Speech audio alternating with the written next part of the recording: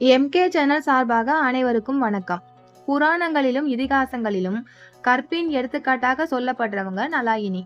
தன்னோட கற்பின் சக்தியால சூரியனையே உதிக்காமல் செய்த பெண்ணும் இவங்க தான். ஆனா நலாயினியை பற்றி ஒரு ஆச்சரியமான தகவல் சொல்லப்படுகிறது. நலாயினியின் மறுபிறவிதான் மகாபாரதத்தின் திரௌபதி என்று சொல்றாங்க. ஒரே கணவனுக்காக வாழ்ந்து கற்புக்கரசியாக போற்றப்பட்ட நலாயினி அடுத்த பிறவில ஏன் 5 கணவர்களை மணந்தாங்க? அதிலும் ஆச்சரியம் என்னன்னா 5 கணவர்களை மணந்தாலும் திரௌபதியையும் கற்புக்கரசின்னு தான் சொல்றாங்க. ஏன்? நலாயினியின் வாழ்க்கை பயணத்தையும் நலாயினிக்கும் திரௌபதிக்கும் உள்ள தொடர்பையும் இந்த கதையில நம்ம பார்க்க போறோம். பார்க்கலாமா? முதலில் நாம நலாயினியின் வாழ்க்கை வரலாறு பற்றி பார்க்கலாம். நிடத நாட்டை ஆண்டு வந்த நல சக்கரவர்த்திக்கும் தமயந்திக்கும் மகளாக பிறந்தவங்க தான் நலாயினி. காலம் போக போக நலாயினிக்கு பருவ வயது வந்தது. இதை பார்த்த ராஜாவும் மகளுக்கு கல்யாண வயசு வந்துடுச்சு, நல்ல வரன் பார்த்து கல்யாணம் பண்ணி வைக்கணும் அப்படின்னு நினைக்கிறாரு. ஆனா நலாயினிக்கோ கல்யாணம் பண்ணிக்கிறதுல கொஞ்சம் கூட விருப்பமே இல்லை. அதனால ஒரு நாள் தன்னோட அம்மாவை பார்த்து, அம்மா எனக்கு இப்போதைக்கு கல்யாணமே வேண்டாம், நான் சிவனை நினைத்து பூஜை செய்ய போகிறேன் அப்படின்னு சொல்றாங்க. இந்த விஷயம் ராஜாவுக்கு தெரிய வந்ததுமே தன்னோட மகளிடம் பல நாட்டு மன்னர்களோட உருவப்படங்களை காட்டி, மகளே இவர்களில் உனக்கு பிடிச்சவரை தேர்ந்தெடுன்னு சொல்றாரு. ஆனா நலாயினியோ, அப்பா இவர்களில் யாருமே எனக்கு ஏற்றவரா தெரியல, எனக்கு இப்போதைக்கு கல்யாணத்துல விருப்பமும் இல்ல அப்படின்னு சொல்லிடுறாங்க. இதை கேட்ட ராஜாவும், சரிம்மா உன்னோட விருப்பமே என் விருப்பம், உனக்காக நான் ஒரு கன்னிகா மாடம் கட்டித்தரேன், நீ உன் தோழிகளோட அங்கேயே தங்கி சிவபூஜை செய்யின்னு சொல்லிடுறாரு. அதோட சேர்த்து, ஆனா மகளே உன்னிடம் இருக்கிற கணையாழி அதாவது மோதிரம் இருக்கு இல்லையா, ஒருவேளை உனக்கு ஏற்ற மணமகன் யாராவது உனக்கு கிடைச்சா அந்த மோதிரத்தை அவன்கிட்ட கொடுத்து என்கிட்ட அனுப்பி வை. அப்போ அவன்தான் உனக்கு பிடிச்ச மணவாளன்னு நான் நினைச்சுக்கிறேன், அவனுக்கே உன்னை கல்யாணம் பண்ணி வைக்கிறேன்னு சொல்றாரு. இதுக்கு நலாயினியும் சம்மதம் சொல்லிட்டு தன்னோட தோழிகளோட கன்னிகா மாடத்துக்கு போய் சிவனை நினைச்சு பூஜை செய்ய ஆரம்பிச்சாங்க. இப்படி நலாயினி கன்னிகா மாடத்தில் தங்கி சிவனை நினைத்து பூஜை செய்து கொண்டிருந்த அதே நேரத்துல தேவலோக சபையிலும் அவளை பற்றின பேச்சுதான் நடந்துட்டு இருக்கு. அது என்னன்னா, உலகத்திலேயே பொறுமையில் சிறந்தவ நலாயினி தான், அமைதியான குணத்தில் சிறந்தவ நலாயினி தான், கற்பில் சிறந்தவளும் நலாயினி தான் என்று அங்க இருந்த எல்லாரும் அவளை புகழ்ந்து பேசிட்டு இருந்தாங்க. அப்ப அங்க இருந்த நாரத முனிவரும், ஆமா உலகத்திலேயே கற்பின் உச்சமாக விளங்குபவள் நலாயினிதான்னு புகழ்ந்து சொன்னாரு. இதை கேட்டுட்டு இருந்த இந்திரனுக்கும் மற்ற தேவர்களுக்கும் ஆச்சரியம் தாங்கல. அப்போ அங்க இருந்த மௌத்கல்ய முனிவர், அப்படியா, ஒரு மானிட பெண் உலகத்திலேயே சிறந்த பெண் என்று இவ்வளவு புகழப்படுகிறாளே அப்படின்னு நினைக்கிறாரு. அதனால அப்படின்னா நானே சென்று அவளை சோதித்து பார்க்கிறேன்னு சொல்லிட்டு தேவலோகத்திலிருந்து பூலோகத்தை நோக்கி புறப்பட்டாரு. ஆனா மௌத்கல்ய முனிவர் பூலோகத்துக்கு போறதுக்கு முன்னாடியே நாரத முனிவர் நலாயினிய கன்னிகா மாடத்துல போய் சந்திக்கிறாரு. அப்ப அவர் நலாயினிய பார்த்து, அம்மா உன்னை இந்த கன்னிகா மாடத்துல வந்து சந்திக்கிற ஆடவன் தான் உனக்கு கணவனா அமைய போறான், உன்னுடைய சிவபூஜைக்கு கிடைக்க போற பலனும் இதுதான்னு சொல்றாரு. நலாயினியும் இதை கேட்டு நாரத மாமுனிவர் சொல்றது சரியாதான் இருக்கும்னு நம்பி தன்னோட மணாளன் வரவே எதிர்பார்த்து காத்துட்டு இருக்காங்க. அதே நேரத்துல மௌத்கல்ய முனிவர் நேரா நல மகாராஜாவை போய் பாக்குறாரு. அவரை பார்த்து, மகாராஜா உங்க மகளை எனக்கு கல்யாணம் செஞ்சு தரணும்னு கேக்குறாரு. இதை கேட்ட நல மகாராஜா, முனிவரே இதுல நான் மட்டும் முடிவு செய்ய முடியாது, என் மக கன்னிகா மாடத்துல இருக்கிறா, நீங்க போய் அவளோட சம்மதத்தை வாங்கிட்டு வாங்க, நான் திருமணம் நடத்தி வைக்கிறேன்னு சொல்றாரு. அது மட்டும் இல்லாம, முனிவரே என் மக உங்களை கல்யாணம் பண்ணிக்க ஒத்துக்க மாட்டான்னு நினைக்கிறேன், அதனால இந்த ஆசையை விட்டுட்டு உங்க தவ வாழ்க்கைய பாருங்கன்னு சொல்றாரு. ஆனா மௌத்கல்ய முனிவரோ, எப்படியும் உங்க மகளோட சம்மதத்தை வாங்கிட்டு வரதான் போறேன்னு சொல்லிட்டு கிளம்புறாரு. போற வழியில யோசிக்கிறாரு, இந்த வயதான உருவத்துல போனா நலாயினி ஒத்துக்க மாட்டா, அதனால வேற உருவத்துல போகணும்னு நினைக்கிறாரு. அதனால உடனே மன்மதனை போல அழகான ஒரு இளைஞர் உருவமா மாறி கன்னிகா மாடத்துக்கு போறாரு. அங்க நலாயினிய சந்திக்கிறாரு. அவரோட அழகை பார்த்த நலாயினியும் நாரதர் சொன்ன வார்த்தையை நினைச்சுக்கிட்டு திருமணத்துக்கு சம்மதம் சொல்றா. உடனே தன்னோட கணையாழி மோதிரத்தை எடுத்து அவர்கிட்ட கொடுத்து, இதை என் தந்தை கிட்ட கொடுங்க, நம்ம கல்யாணத்தை அவர் நடத்தி வைப்பாருன்னு சொல்றா. மோதிரத்தை வாங்கிக்கிட்டு மௌத்கல்ய முனிவர் மறுபடியும் தன்னோட வயதான உருவத்துக்கு மாறி நல மகாராஜாவை போய் பார்த்து அந்த மோதிரத்தை கொடுக்குறாரு. அந்த மோதிரத்தை வாங்கி பார்த்த நல மகாராஜா, என்னவோ தெரியல நம்ம மகளுக்கு இந்த கிழவனை தான் பிடிச்சிருக்கு போல அப்படின்னு மனசுக்குள்ள நினைச்சுக்கிட்டு தன்னோட வாக்குப்படி கல்யாண ஏற்பாடுகளை செய்ய ஆரம்பிக்கிறாரு. இப்படி இருக்கையில கல்யாண நாளும் வந்துடுச்சு. மணமேடையில வயதான மௌத்கல்ய முனிவரை நேருக்கு நேரா பாக்குற நலாயினி. ஒரே அதிர்ச்சி அவளுக்கு. உடனே தந்தை கிட்ட போயிட்டு, அப்பா நான் பார்த்த மணமகன் இவரு இல்லையே அப்படின்னு பதறி போய் கேக்குறா. அதுக்கு நல மகாராஜா, இல்லம்மா நீ கொடுத்த கணையாழியை இவர் தானே கொண்டு வந்து கொடுத்தாரு. அதனால நீ தான் இவரை தேர்ந்தெடுத்தேன்னு நினைச்சேன்னு சொல்றாரு. இத கேட்ட நலாயினிக்கு ஒண்ணுமே புரியல. கொஞ்ச நேரம் அமைதியா யோசிச்சு பாக்குறா. ஏதோ சூழ்ச்சி நடந்திருக்கு அப்படின்னு அவளுக்கு புரியுது. ஆனா முன்னாடி நிக்கிறவரை பார்த்தா சாதாரண மனுஷனா தெரியல. சக்தி வாய்ந்த முனிவர் மாதிரி இருக்கு. இப்போ இந்த நேரத்துல எனக்கு இந்த திருமணம் வேணான்னு சொன்னா அது அந்த முனிவரை அவமதிச்ச மாதிரி ஆகிடும். அதோட நம்ம அப்பா கொடுத்த வாக்கு, நாம கொடுத்த மோதிரம் வேற. இதுக்கப்புறம் இந்த கல்யாணத்தை நிறுத்தினா நம்ம தந்தைக்கு ஏதாவது ஆபத்து வந்துடுமோ, நம்ம நாட்டுக்கு ஏதாவது பிரச்சனை வந்துடுமோன்னு மனசுக்குள்ள நினைக்கிறா. கடைசியா நாம தானே மோதிரம் கொடுத்து சம்மதம் சொன்னோம், இனி வேற வழியே இல்ல அப்படின்னு மனசை தேத்திக்கிட்டு இந்த திருமணத்துக்கு ஒத்துக்கிறா. இப்படித்தான் நலாயினிக்கும் மௌத்கல்ய முனிவருக்கும் திருமணம் நடக்குது.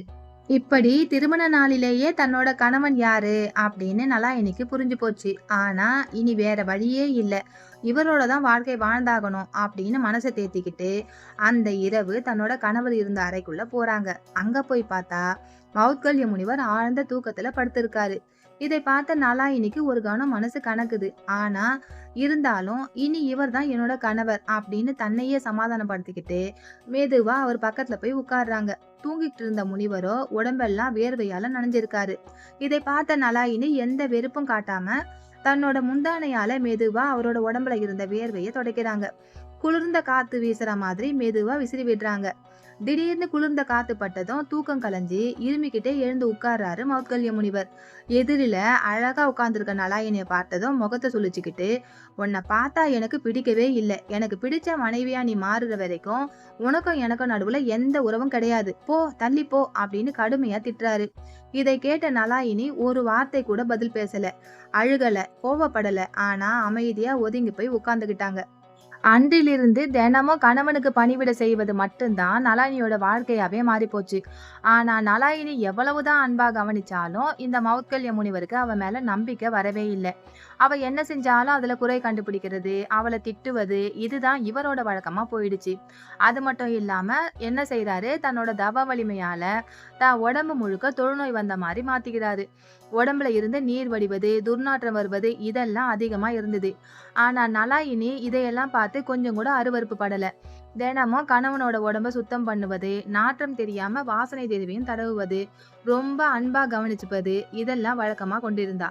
ஆனா இதையெல்லாம் பார்த்து கூட அவ மேல நம்பிக்கை வரல இவருக்கு. அதுக்கு பதிலா சந்தேகம் தான் அதிகமானது. ஏன்னா எந்த ஒரு பெண்ணும் தாம்பத்திய சுகம் இல்லாம நோயாளி கணவனை பாதுகாப்பது மட்டுமே போதும் அப்படின்னு வாழவே முடியாது. அதனால இவளை சோதிச்சு பார்க்கணும் அப்படின்னு முடிவு செஞ்சாரு. நலாயினிக்கு எப்பவுமே கணவன் சாப்பிட்டதுக்கு அப்புறமா அதே இலையிலேயே உட்கார்ந்து சாப்பிடுற பழக்கம் இருந்தது. அன்னைக்கும் வழக்கம் போல மௌத்கல்ய முனிவர் சாப்பிட்டு முடிச்சு எழுந்துட்டாரு. அதுக்கப்புறம் நலாயினி அதே இலையிலேயே உட்கார்ந்து சாப்பிட ஆரம்பிக்கிறா. அப்போ முனிவர் வேண்டும்னே தன்னோட தொழுநோயால பாதிக்கப்பட்ட ஒரு விரல் அவ சாப்பிடுற இலையில விண்டு விழற மாதிரி செஞ்சிடுறாரு. அதுக்கப்புறம் தூங்குற மாதிரி பாசாங்கு பண்ணிக்கிட்டு இப்ப இவ என்ன செய்றா பாக்கலாம் அப்படின்னு கவனிக்கிறாரு. ஆனா நலாயினி எந்த அதிர்ச்சியும் காட்டல, எந்த அருவருப்பும் படல. அந்த விரலை அமைதியா எடுத்து தான் இலையிலேயே ஒரு ஓரமா வச்சுட்டு வழக்கம் போல சாப்பிட ஆரம்பிக்கிறா.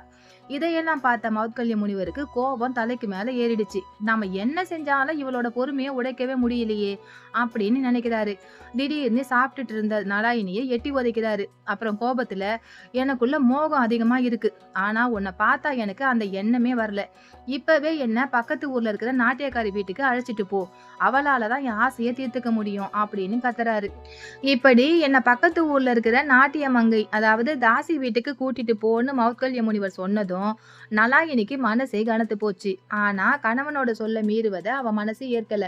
உடனே தான் கழுத்துல இருக்கிற தங்க தாலி சரடை கழட்டி தாலியை மட்டும் மஞ்சள் கயிற்றுல கோர்த்து கழுத்துல கட்டிக்கிறா. ஏன்னா தாசி வீட்டுக்கு போனா பணமோ இல்ல நகையோ கொடுக்கணும் இல்லையா, அதுக்காக. அந்த தங்க சங்கிலியை எடுத்துக்கிட்டு தொழுநோயால பாதிக்கப்பட்டிருந்த கணவனை ஒரு பெரிய கூடையில உட்கார வச்சு தன்னோட தலையில தூக்கி வச்சுக்கிட்டு பக்கத்து ஊரை நோக்கி நடக்க ஆரம்பிக்கிறா. வழியில பாக்குற மக்கள் எல்லாம் ஆச்சரியமா பாக்குறாங்க.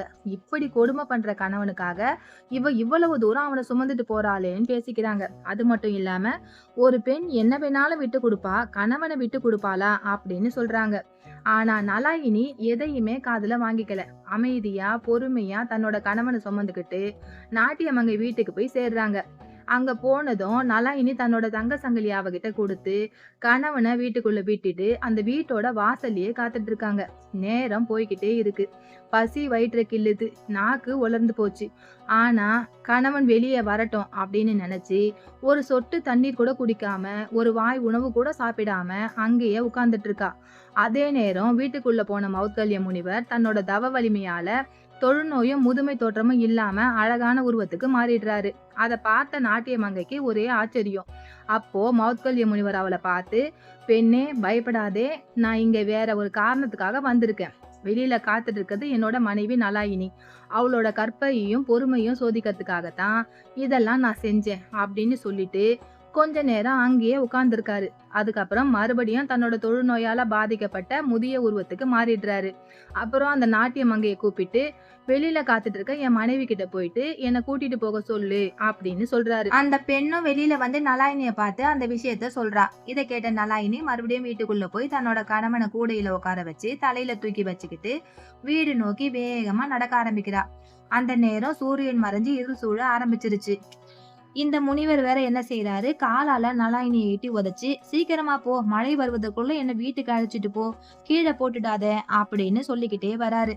ஒரு பக்கம் களைப்பு, மற்றொரு பக்கம் கணவனை சீக்கிரமா மழை வரதுக்குள்ள வீட்டுக்கு அழைச்சிட்டு போனோம். அதனால ஓட்டமும் நடையுமா வேகமா போறா நலாயினி. ஆனா அவளுடைய பொல்லாத நேரம் போல. அப்படி அவ வேகமா வரும்போது கழுமரத்துல ஏற்றி கொல்லப்படணும் அப்படின்னு ஒரு மன்னனால தண்டனை பெற்ற மாண்டவியர் என்ற மகரிஷியோட காலில் அந்த கூடை மோதிடுச்சு. ஏற்கனவே கூர்மையான மரத்தில் உட்கார வைக்கப்பட்டு பின்புறம் துளைத்து ரத்தம் சொட்ட சொட்ட வேதனையோட இருந்த மகரிஷியோட காலில் இந்த கூடை தட்டியதால கழுமரத்தின் கூர்மை இன்னும் ஒரு அங்குலம் அவர் உடலில் இறங்கிடுச்சு. அதனால வலியும் வேதனையும் அவருக்கு இன்னும் அதிகமாகிடுச்சு. இந்த மாண்டவிய மகரிஷி யாருன்னா பெரிய தவ வலிமை கொண்ட முனிவர். அவர் செய்யாத குற்றத்துக்காக கடுமையான தண்டனையை அனுபவிச்சுட்டு இருக்காரு. இந்த நேரத்துல இப்படி ஒரு வேதனை, தாங்க முடியாத வேதனையோட என்னை இடிச்சது யாரு அப்படின்னு திரும்பி பாக்குறாரு. அப்போ வேக வேகமா கூடையில கணவனை சுமந்துகிட்டு போற நலாயினி அவ கண்ணுக்கு தெரியுறாங்க. இதோட கூட தன்னை இடிச்சிட்டு நின்னு ஒரு வார்த்தை கூட சொல்லாம அவ போறத பார்த்த மகரிஷிக்கு ரொம்ப கோபம் வந்துடுது. உடனே, ஏ பெண்ணே, என்னை வேதனைப்படுத்திட்டு எதுவுமே நடக்காத மாதிரி போறியா? எந்த கணவனை நீ தெய்வம்னு சுமந்துக்கிட்டு போறியோ அவன் இந்த இரவு முடியும் போது இறந்து போயிடுவான். நீ விதவை ஆகிடுவே நிச்சயம் அப்படின்னு சாபம் கொடுக்குறாரு. இதை கேட்ட நலாயினி கணவனை சுமந்துட்டு போயிட்டு இருந்த வேகத்திலேயே திரும்பி வந்து, மகரிஷி, நான் வேணும்னு உங்களை வேதனைப்படுத்தல. என் கணவர் சீக்கிரம் போன்னு கட்டளை இட்டதால சுற்றுப்புறம் எதையும் கவனிக்காம வேகமா வந்துட்டேன். தயவு செய்து என்ன மன்னிச்சிருங்க. நான் செய்த தவறுக்காக பாவமே செய்யாத என் கணவர் ஏன் இறக்கணும்? சாபம் கொடுக்கறது நியாயமே இல்லை. தயவு செய்து உங்களோட சாபத்தை திரும்பி வாங்கிக்கோங்க அப்படின்னு கெஞ்சுறாங்க. ஆனா மாண்டவிய மகரிஷியோ, நான் பட்ட வேதனைய நீயும் உணரணும், நான் சொன்ன சாபத்தை திரும்பி வாங்க மாட்டேன் அப்படின்னு உறுதியா சொல்லிடுறாரு. அதை கேட்ட நலாயினி வேதனையோட, மகரிஷி, நான் இன்னும் இல்வாழ்க்கைய துவங்காத புது மணப்பெண் அப்படின்னு பேச ஆரம்பிக்கிறான். மகரிஷி, என்னோட கணவன் இறந்து போயிடுவார்னு சாபம் கொடுக்குறீங்களே, இது நியாயமா? நான் வேணும்னே தவறு செய்யலையே, என்ன மன்னிக்க கூடாதான்னு கெஞ்சி கேக்குறாங்க. ஆனா வேதனையால தவிச்சிட்டு இருக்க மாண்டவிய மகரிஷியோ கண்களை மூடிக்கிட்டு எந்த பதிலும் சொல்லாம அமைதியா இருக்காரு. அவ்வளவு நேரம் கெஞ்சிட்டு இருந்த நலாயினிக்கு இப்ப கோபமும் வேதனையும் சேர்ந்து வருது. உடனே வானத்தை நோக்கி கைகளை உயர்த்தி, 33 தேவர்களே, தேவர்களின் அரசனான இந்திரனே, நீங்களும் கேளுங்க. இன்னும் இல்லற வாழ்க்கையை துவங்காத என்னை கைம்பெண்ணாக வாழ சபித்த இந்த சாபம் பலிக்கணும்னா நாளைக்கு காலையில சூரியன் உதிக்கணும். சூரியனே, நீ உதிக்கிறதால என் கணவன் உயிரை இழக்க வேண்டிய நிலை வந்தா இனிமே நீ இந்த பூலோகத்துல உதிக்கவே கூடாது, இது என்னோட ஆணை அப்படின்னு சத்தமா சொல்றாங்க. அவங்க சொன்ன வார்த்தைகளை சுற்றி இருந்த இயற்கையே ஒரு நிமிஷம் அமைதியாக மாத்திடுச்சு. ஆனா எதுவுமே நடக்காத மாதிரி நலாயினி மறுபடியும் தன்னோட கணவனை சுமந்துக்கிட்டு வீடு நோக்கி நடக்க ஆரம்பிக்கிறாங்க. வீட்டுக்கு போனதோ வழக்கம் போல கணவனை சுத்தம் படுத்துறாங்க. அவரை அருகம்புல் மெத்தையில படுக்க வச்சு கை கால்கள்ல வாசனை தலையின தடவி வலி குறைய மெதுவா அழுத்தி விடுறாங்க. மௌத்கல்ய முனிவரும் அவங்களையே அமைதியா பாத்துட்டு இருக்காரு. இப்படி இருக்க அன்னைக்கு ராத்திரி விடியவே இல்லை, சூரியன் உதிக்கவும் இல்லை. தேவர்களின் அரசன் இந்திரனுக்கு ஆச்சரியம். உடனே சூரியனை தேடி போறாரு. அப்போ மேருமலையின் பின்னாடி தன்னோட கதிர்களை மறைச்சுக்கிட்டு இருந்த சூரிய பகவான், என்னை மன்னிக்கணும், நலாயினியோட ஆணையை என்னால மீற முடியாதுன்னு சொல்றாரு. இதை கேட்ட இந்திரன் நேரா மாண்டவிய மகரிஷிட்ட போயிட்டு அவருடைய வேதனையை குறைச்சி, மகரிஷி, தயவு செய்து நலாயினிக்கு கொடுத்த சாபத்தை திரும்ப வாங்கிக்கோங்க அப்படின்னு சொல்றாரு. அதுக்கப்புறம் மாண்டவிய மகரிஷியும் தன்னோட சாபத்தை குழப்பத்தை விளக்கிக்கிறாரு. நலாயினியும் தன்னோட ஆணையை திரும்ப வாங்கிக்கிறா. அப்பதான் சூரியன் மறுபடியும் உதிக்கவும் ஆரம்பிக்கிறான். இதையெல்லாம் பார்த்த மௌத்கல்ய முனிவருக்கு ஒரே பிரமிப்பு. என் மேல இவளுக்கு இவ்வளவு அன்பா, இவளோட கற்பு சக்தி இவ்வளவு பெரியதா அப்படின்னு வியந்து போயிடுறாரு. அப்பதான் நலாயினி உண்மையிலேயே கற்பில் சிறந்தவள் என்று முழுமையாக உணர்றாரு மௌத்கல்ய முனிவர். பிறகு தன்னோட தவ வலிமையால தொழுநோயை மறைய செய்து முதிய உருவத்துல இருந்து அழகான இளைஞனா மாறுறாரு மௌத்கல்ய முனிவர். அதற்கு பிறகு நலாயினியும் மௌத்கல்ய முனிவரும் சந்தோஷமாக இல்லற வாழ்க்கை வாழ ஆரம்பிக்கிறாங்க. இப்படியே நீண்ட காலம் 2 பேரும் மகிழ்ச்சியா வாழ்ந்தாங்க. ஆனா ஒரு நாள் மௌத்கல்ய முனிவர் நலாயினியை பார்த்து, நலாயினி, இனி நான் இந்த இல்லற வாழ்க்கையை விட்டு தவ வாழ்க்கைக்கு போக போகிறேன் அப்படின்னு சொல்றாரு. இதை கேட்ட நலாயினிக்கு மனசே உடைஞ்சு போயிடுது. உடனே, சுவாமி, என்னை விட்டு போயிடாதீங்க, உங்களை விட்டு என்னால வாழவே முடியாது அப்படின்னு சொல்றாங்க. ஆனா முனிவரோ, இல்ல நலாயினி, நான் முடிவு செய்து விட்டேன். நீ சிவபெருமானை நினைத்து தவம் இரு. உன் அடுத்த பிறவியிலாவது உனக்கு நல்ல கணவர் கிடைக்க அவர்கிட்ட வரம் கேள் என்று சொல்லிவிட்டு தவ வாழ்க்கைக்காக கிளம்பிடுறாரு. இதனால் மனமுடைந்து போன நலாயினி சிவபெருமானை நினைத்து கடுமையான தவம் இருக்க ஆரம்பிக்கிறாங்க. நாட்கள் போகுது, மாதங்கள் போகுது, வருஷங்களும் கிடக்குது. கடைசியில சிவபெருமான் நலாயினி முன்னாடி காட்சி கொடுக்கிறாரு. ஆனா சிவபெருமானை நேரில் பார்த்த பரவசத்துல பதட்டத்துல நலாயினி பதிதேகி பதிதேகி என்று 5 முறை சொல்லிடுறாங்க. பதிதேகினா எனக்கு நல்ல கணவன் கிடைக்க வேண்டும் என்று அர்த்தம். உடனே சிவபெருமான், பெண்ணே, உன் அடுத்த பிறவியில உனக்கு 5 கணவர்கள் கிடைப்பாங்க அப்படின்னு வரம் கொடுக்கிறாரு. இதை கேட்ட நலாயினிக்கு ஒரே அதிர்ச்சி.